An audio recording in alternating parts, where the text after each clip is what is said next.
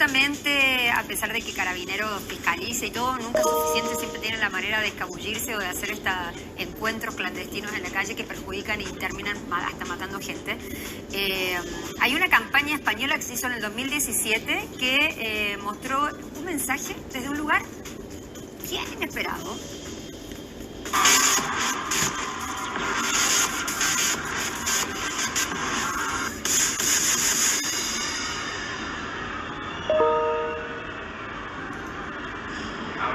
Me llamo Carlos Rubio, tengo 30 años y llevo 2 años, 1 mes y 15 días en la cárcel. Estoy aquí porque casi mato a 2 personas y a una tercera la maté, que era mi amigo, Juan Antonio. Pues el alcohol me hizo que fuera más deprisa de lo normal y me salí en una curva y me di contra otro coche de frente. Si bebes y coges el coche, cuando salgas de este local, te puede pasar lo mismo a ti. Yo no quiero cortaros el rollo ni nada de eso, pero si esto sirve para salvar tu vida o la de otra persona, habrá merecido la pena. Gracias.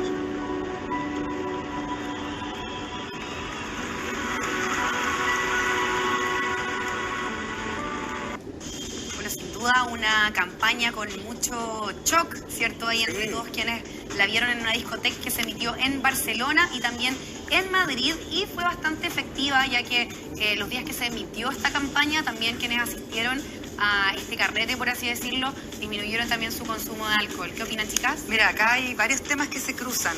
Uno tiene que ver, bueno, el consumo de alcohol, por supuesto, menores de edad no está prohibido, pero también las personas que van manejando. Hoy día me tocó entrevistar a alguien en la radio que nos hablaba efectivamente de, una cosa son las normas o las normas que uno pongamos en las casas, también el ejemplo que damos. Y nos hablaba la entrevistada de niños de 9 años que decían: yo veo como mi papá se toma un pisco sour a la hora del almuerzo y yo me tengo que subir al auto con él manejando después. Wow. ¿Y cómo yo le puedo decir a mi papá que no me quiero subir al auto? No me atrevo. Entonces es bien impresionante, porque una cosa es la preocupación que nosotros como papás tengamos, pero también cómo como sociedad vamos también quizás validando algunas cosas que finalmente son la base de los problemas que vemos en los jóvenes, en los adolescentes, porque también como sociedad tenemos que hacer un esfuerzo colectivo y eso es indudable. Tal cual. Bueno, ¿qué pasa con ustedes, por ejemplo, que son mamás, Margot y Nena, y pasa esta típica, no sé si costumbre, pero también algo que se repite mucho con el típico de: no, yo prefiero que tomes en la casa un sorbito cuando eres niño? También es algo que se repite harto. Sí, yo creo que cada vez menos, pero sí pasa mucho el tema del ejemplo. Y por otro lado, yo por lo menos me siento esperanzada porque veo más conciencia en temas de los jóvenes y el consumo de alcohol o drogas. Ojo, se hacen mucho menos exámenes de droga además en las fiscalizaciones de tránsito que de alcohol. Pero veo que hay más responsabilidad, por lo menos sentido de responsabilidad en las generaciones más jóvenes. Sí, y además se suma a que es más fácil hoy en día tomar un automóvil con estas plataformas de transporte, y también siento que hay un poco más de conciencia respecto a no manejar si han ingerido alcohol. Pero no las drogas, ojo con eso. Así que vamos a hablar de todos estos temas con Raúl Perry, él es gerente de programas de la Fundación San Carlos de Maipo. Yo te quiero preguntar, Raúl, y darte la bienvenida. Primero que nos cuentes un poco qué es lo que hace la Fundación. Perfecto, bueno, un gusto estar acá. La Fundación San Carlos de Maipo se preocupa del desarrollo positivo de la infancia a través de la prevención, usando programas basados en evidencia para fortalecer factores protectores y para debilitar los factores de riesgo que están a la base de las conductas problemáticas, una de las cuales estamos hablando hoy día, que es el consumo de alcohol y drogas, pero también son los mismos factores que están a la base de la violencia, de la delincuencia, de la deserción escolar, de las conductas sexuales del riesgo. Si trabajamos en esos factores de riesgo y en esos factores protectores, vamos a mejorar el futuro y el desarrollo de nuestros niños, niñas y adolescentes. ¿No te pareció buena la campaña que presentaron en España en medio de una disco?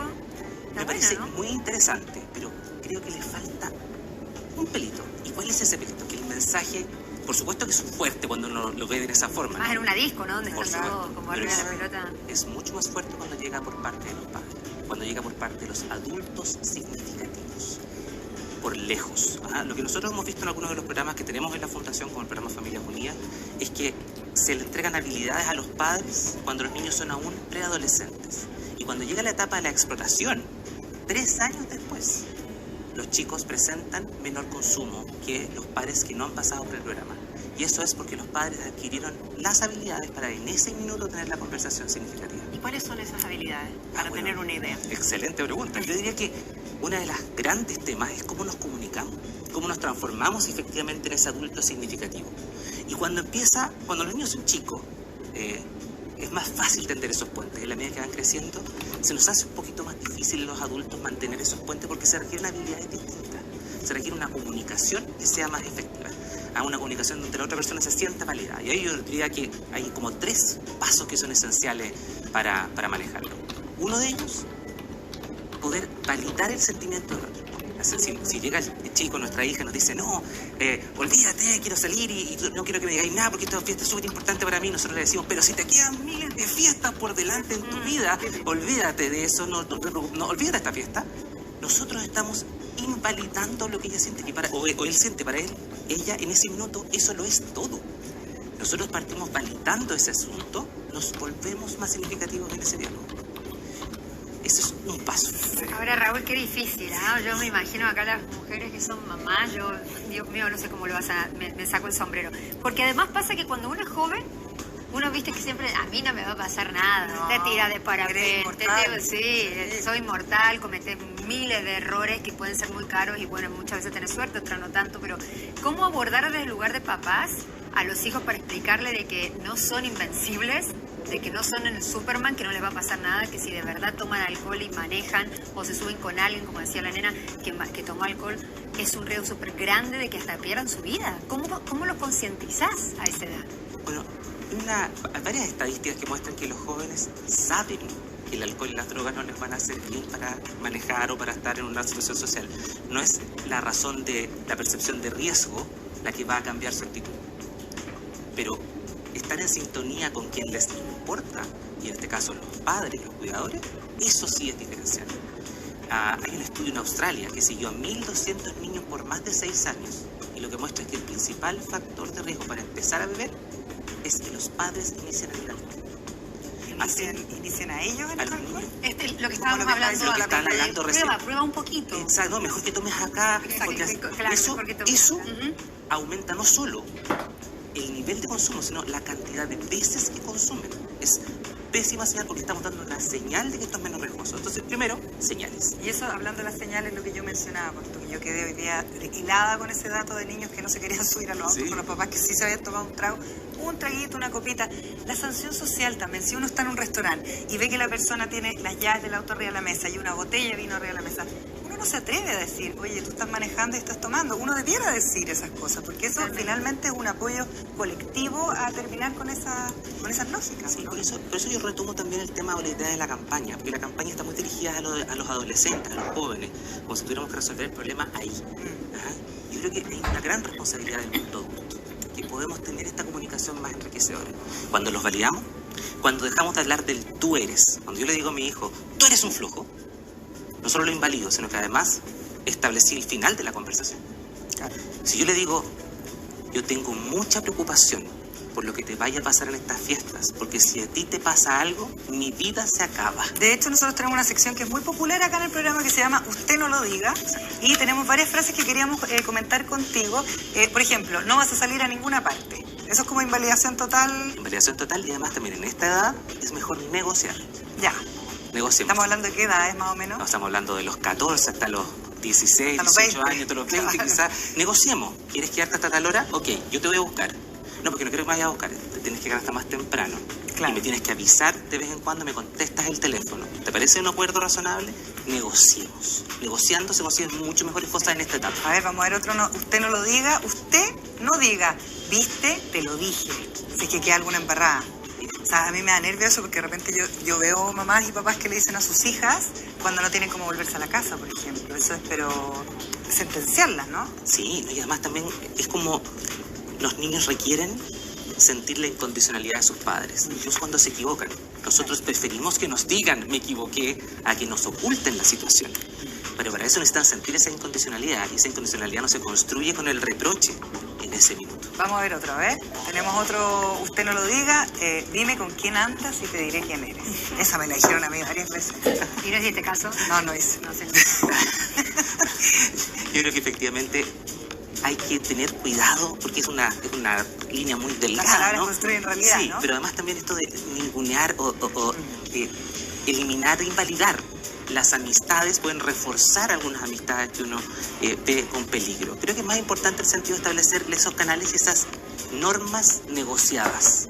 Ok, si vas a salir con estos amigos, bien, pero yo quiero que tú te mantengas comunicado conmigo. Quiero que evites el trago. Estas son las cosas que yo necesito que tú hagas, y si tú las haces, podemos mantener este acuerdo. Pasa cuando tus hijos, por ejemplo, son menores de edad y tienen amigos que son mayores de edad. O amigos que uno realmente cree que no le van a aportar, o que de frentón a uno no le gusta, o sea, a veces pasa. Y además que las mamás siempre lo huelen eso. Sí, Sí. En mi caso me pasó con uno de mis hijos, perdón lo autorreferente, pero lo que yo hice fue decirle a mi hijo que no me gustaba su amigo por las razones que yo tenía, que yo no sabía si en verdad yo tenía la razón o no, y lo que hice fue que lo invitara mucho más a la casa para tenerlo cerca. Finalmente mi hijo se dio cuenta que no era adecuado como amigo, solito, pero lo tuve cerca. Claro, pero no Pero tirarlo ahora para a ustedes afuera. los padres les pasa una cosa que también es cuestionable, que lo digo como hija, que era como, no te juntes con ella porque te lleva por mal camino. Pero si al final uno es el que toma la decisión. Bueno, pero eso es como esa frase, pues usted no lo diga. Es que, claro, es un instinto maternal, pero uno no tiene por qué tener la razón. Yo también soy de la lógica de la Margot, que invito mucho a la casa y al final ellos solo se van dando cuenta quiénes son sus amigos y quiénes no son sus amigos. Creo que tenemos más, usted no lo diga, ¿no? A ver, señorita directora. Pobre de ti si te pillo tomando. Esa me suena, me sale natural decirla. Me salió, pero de adentro. Sí, eso no se puede decir tampoco. O sea, yo creo que se puede decir, pero siempre y cuando esté en un contexto, digamos, y sobre todo en un contexto de relación. ¿Sí? Esto no es un tema de La buena dos onda. frases. Claro. Exacto. O sea, hay que construir este diálogo, hay que tener una sensación. Preocupémonos si cuando nos sentamos a conversar con nuestros hijos, nosotros hablamos el 90% y ellos hablan el 10%. Yo creo que ahí hay una situación, porque hay muchas cosas que nosotros podemos decir si estamos conversando. Y si no estamos conversando, entonces tenemos un tema que tenemos que mirar, tenemos que buscar ayuda para mejorar esa Pero eso comunicación. podría ser como en tono broma. Ya la Coté le vamos a dejar la última, que A me ver. diga que te la han dicho alguna vez. A ver. Coté, a ver. Ah, si todos lo hacen, tú también. Claro. ¿Qué mamá no nos dijo eso? ¿Que acaso si tu amigo se tira al tercer piso, tú también te vas a tirar? el puente. Bueno, Sí, esa tú también. es una forma de construir el famoso tú eres, ¿verdad? Tú eres alguien que copia, tú no tienes iniciativa propia. Cuando uno lo plantea así, juzga y ese juicio rompe la comunicación. Hablemos de lo que nosotros sentimos. Tengo preocupación por las personas con las que te juntas, tengo inquietud por lo cómo te estás desarrollando, me gusta verte cuando veo que te interesan cosas constructivas, me gusta verte Hablar en cuando estás positivo. contento. Y no solo en positivo, Y sino de lo desde que uno siente. Claro, Y eso eso es suena. válido no solo para nuestros niños pequeños. Porque eso finalmente humaniza el rol que uno tiene como criador, por decirlo de alguna manera, ¿no? Porque también uno siempre tiende a ponerse como en un rol como yo estoy sobre todo, yo no tengo sentimientos, yo estoy bien, pero si yo voy a mis sentimientos hacia mi hija o hijo, podría igualarnos, ¿no? En la Al menos en el relación. diálogo. Claro que no somos iguales. Hay una tendencia muy fuerte a creer que los niños son como humanos chicos o adultos pequeños, de pequeño tamaño, digamos. Más o menos por ahí, por los 18 años, se termina de formar la parte del cerebro que tiene la conciencia a largo plazo de las acciones que uno realiza. Antes de eso, esa conciencia no está completamente consolidada. Entonces, efectivamente, no piensan exactamente de la misma manera, ni sopesan riesgos o consecuencias de la misma manera que nosotros. Por eso tenemos que tener esta construcción de comunicación. Y qué importante es construir eso junto al colegio, junto a otros apoderados, porque a veces uno tiende a ser el único dentro de un grupo y es difícil para los jóvenes sentirse fuera de su grupo. Yo me quedo con las palabras que tú decías, Margot, en torno a cómo tenerlos cerca, cómo acercarnos a esos niños y a sus familias y entender en el fondo si tenemos elementos comunes. Una de las prácticas que tiene más evidencia en el mundo es justamente el establecimiento de normas claras y comunes que atraviesen toda la comunidad en la que estamos parados. Y yo creo que eso es una gran señal para todos los adolescentes de qué es lo que a todos nos importa y construir. Y Raúl, no sé si es que es algo que está pasando como de manera más generalizada, pero yo también veo mucha organización por parte de las mujeres sobre todo y darse cuenta de los riesgos que suelen pasar sobre todo en fiestas y las precauciones que estás tomando. De hecho, les quería mostrar un elemento que es un ya clásico, por así decirlo, cosa que es muy terrible, que es un collet, que es una liga para el cabello, que tiene adentro un cubrevaso, por así decirlo, que lo que hace es evitar de que te pongan cualquier elemento externo dentro de tu trago. Está buenísimo. ¿Qué es lo que opinan de esto? Claro, uno dice es buenísimo, pero por otro lado, qué terrible decir que esto es buenísimo, Sí, no debería qué terrible ser algo llegar a eso. normalizado. Sí, yo creo que hay tres planos Ya, de bueno, que prevención les vaya que estamos tocando bien, en esta cuídense. conversación. Hay uno que dice, hagamos que la situación sea lo menos riesgosa posible, ¿verdad? El TOLET. Segundo, informémonos. Sepamos que efectivamente si tomo, si me drogo, tengo un riesgo mayor de tener un accidente. Y hay una tercera componente. O de ser agredido. O de ser agredido. Hay una tercera componente, que yo creo que es probablemente la menos cuidada por nosotros como sociedad. Tengamos las habilidades que reducen esos factores de riesgo y aumentan los protectores. Buena comunicación, colegios que invitan al aprendizaje, comunidades con normas claras, habilidades sociales para tener una conversación no solamente con los padres, sino que con los pares. Entonces, si formamos esas habilidades, vamos a terminar de formar un círculo virtuoso que va a proteger a nuestros niños, niñas y adolescentes. Raúl, muchas gracias. Fundación San Carlos de Maipo, ustedes la encuentran en internet fácilmente. Muchas gracias por acompañarnos, excelentes consejos y ojalá que a alguno les sirva. Todavía estamos a unos días de la celebración. Exactamente, y ya saben, si van a tomar, no manejen. Si tu amigo toma, tomate un Uber o cualquier cosa, gástate 2 o 3 lucas más, pero salva tu vida, que es lo importante por ti, por mí y por todos. Y la de los demás. También. Por eso. Porque cuántos choques hay de gente que choca a otras personas que no han tomado. Y